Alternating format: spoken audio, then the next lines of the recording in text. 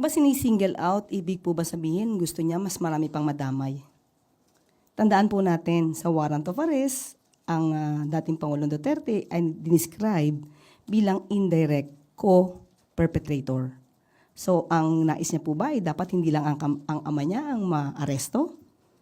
Dahil may mga di umano pang kasabwat. Well, anyway, ang ibig sabihin po nito, gusto na naman po niyang iparating sa taong bayan na kawawa na naman po ang mga Duterte dahil sinisingle out. Ang warrant of arrest po ay para lamang po kay dating Pangulong Duterte.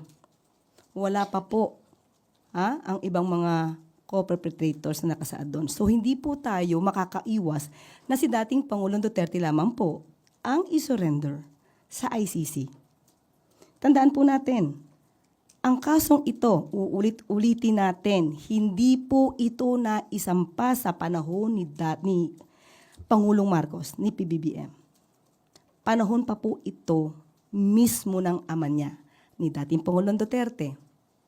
Umalis lamang sa ICC para iwasan na masampahan ng kaso. Tandaan natin bakit nagsampa sa ICC. Because sa ICC po, hindi po kinikilala ang immunity from suit. Kaya ito na isampa sa ICC. So walang sinisingle out dito. Ang nangyari dito, yung mga kasong dito na tungkol sa crimes against humanity, kagagawan din po ng kanyang ama na ibinibintang sa kanila. And another po, Yusek, ang binanggit niya din na parang diversionary tactics lang daw po ng Marcos administration yung pagpapaaresto sa kanyang ama para daw makalimutan ng publiko yung issue sa PhilHealth and yung GAA 2025. Ang PhilHealth po ay madali natin ma-explain. Bago nga po nangyari po ito, ay nakausap po natin. Katulad ng pinangako ko sa inyo, bago po nangyari itong pag-aresto at pag-surrender kay dating Pangulong Duterte, ikakausapin mismo natin ang taga-PhilHealth. Meron na po kami.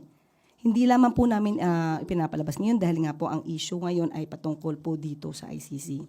At baka po hindi maintindihan ng tao kapag ka po ibang issue ang pinag-uusapan. Pero madali pong i-explain kung ano po ang nangyari sa PhilHealth. At yung tungkol po sa GAA, hayaan po natin dahil ang sabi po natin, sumusunod tayo sa principle, enrolled bill principle. Hindi po ito diversionary tactic. Okay? Ang hindi na nga po na pag-uusapan ngayon ay yung tungkol sa confidential funds. Buti nga po at lumabas nga rin po muli itong mga sinasabing mga fake na receipts. Dahil mukhang makakalimutan na ng mga tao kung nasaan na nga ba yung mga confidential funds na ipinagkatiwala mismo kay Vice President P.P. Sara.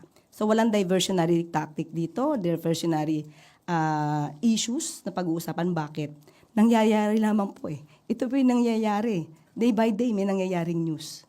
So hindi po diversionary tactic ito.